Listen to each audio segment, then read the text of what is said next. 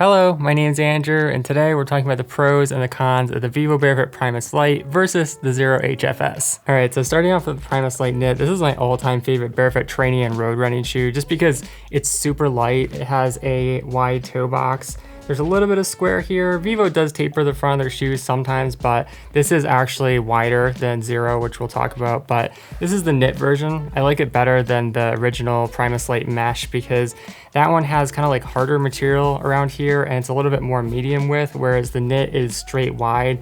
It's got some nice stretchiness to it. It's a really good movement shoe because you can just bend it all over the place. There's nothing hard anywhere lining the shoe. And although it's not quite as breathable as the mesh, it does open up. When you flex the shoe, you can see that there's some nice perforation in there with the knit and just enough reinforcement around different areas in the shoe, in the back, the side here to get the job done, but again, doesn't feel hard. I also like the knit a lot for cooler temperatures because even though it's perforated, the knit is a bit closer together, so it kind of sheds wind and a little bit of water. Plus you've got some nice reinforcement on the top of the shoe. I basically just tied the laces the first time I got these and then I never touched them again because you can slip on in the back. It's nice and stretchy. They've got a little pull tab here for getting them on easily. And I've just found that when I have a choice between the slip-on barefoot shoe and a barefoot shoe that I have to lace up, I pretty much always go for the slip-on. And because of the stretchiness and the nice kind of sculpted design in the heel, I find that they hug my foot really well. They feel almost like wearing a sock. That said, the lining is synthetic, and so generally for me, I like to wear a natural material layer in between my foot and any synthetic materials. So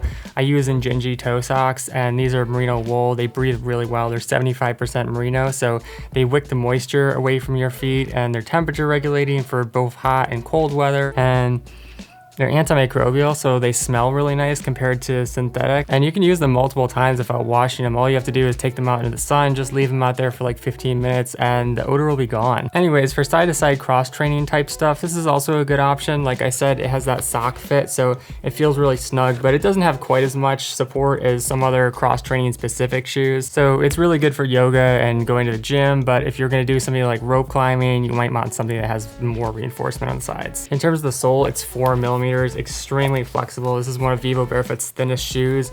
It's great for roads because it's so smooth. It feels like being completely barefoot, so your foot just rolls down very smoothly. But there are some denser panels on the outside where you're going to put most of the wear on the shoe. So as long as you're not twisting or scuffing the PRIMUS LITE, you can literally get thousands of miles out of these and wear them for years. Like my original ones, I've been wearing since 2017, and because I've taken good care of them, they're still in pretty decent shape, which is crazy. In terms of the tread on the PRIMUS LITE, it's very minimal, so it's designed for roads. You really don't need thick lugs like you would on trails or mud, but Vivo's rubber has some nice grip to it. Although if you're running in winter and you're going across black ice, like nothing's gonna save you on that. There's no shoe that's designed to have a grip on a completely smooth surface, so you just always want to be mindful going on wet terrain. And one last thing to mention is that it does have a glued sole, but you can take a look at mine, and I think I've had these for about 2 years and there's not a single place anywhere on the sole that's tearing out. That said, if you ever do have problems with separation, you can use this product called Shoe Goo.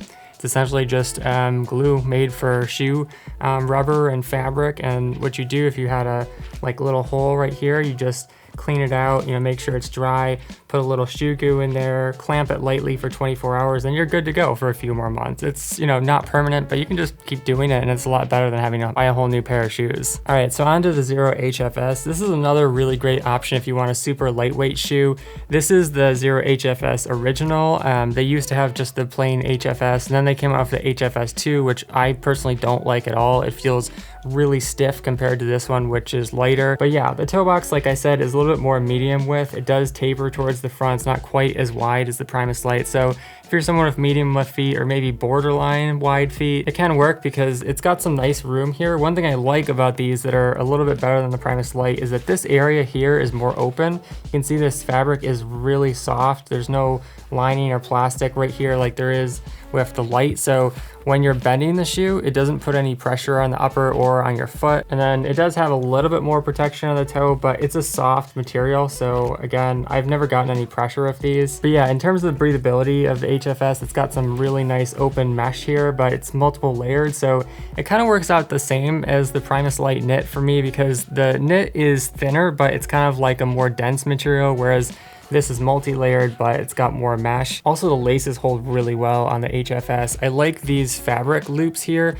You can really cinch it snugly without feeling like it's too tight, which is perfect for cross training. And you've also got some reinforcement here. So the HFS has a little bit more durability and stability side to side for like gym and cross training stuff compared to the PRIMUS LITE. Although it's still really flexible and soft feeling, you know, you're not quite getting to the level of having like rope guards in the side. Another difference with the HFS is that there's more padding around the heel. I think it feels really comfortable to me, but if you're a minimalist who's trying to shave off like every little bit of the shoe, then it does add a little bit of weight, but it is perforated, so that definitely helps with the breathability of synthetic. That said, for longer runs, the extra padding can definitely be nice because it helps a bit of heel lockdown and also just preventing rubbing. In terms of the sole, the HFS used to be 5mm. I think the new version is more around 5.5 to 6mm. It feels almost exactly the same, but there's just a little bit more resistance. Although I love that Xero has cut these vertical lines. They're one of the few brands that I've seen do this, and it just adds a ton of flexibility horizontally, you know, diagonally. And then they've added some horizontal cuts as well, so you can roll this into a ball just like you can with the PRIMUS LITE. Being a more medium thick sole though, this is a really excellent option for gravel, both because it's a little more durable, it's thicker,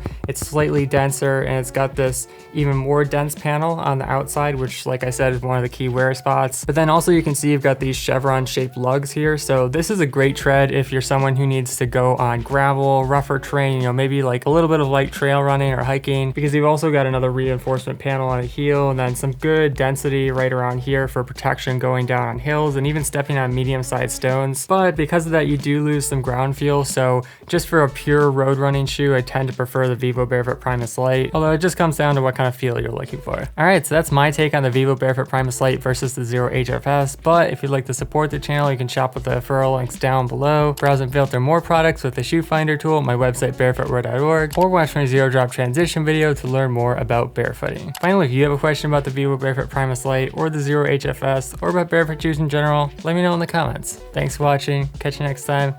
Peace.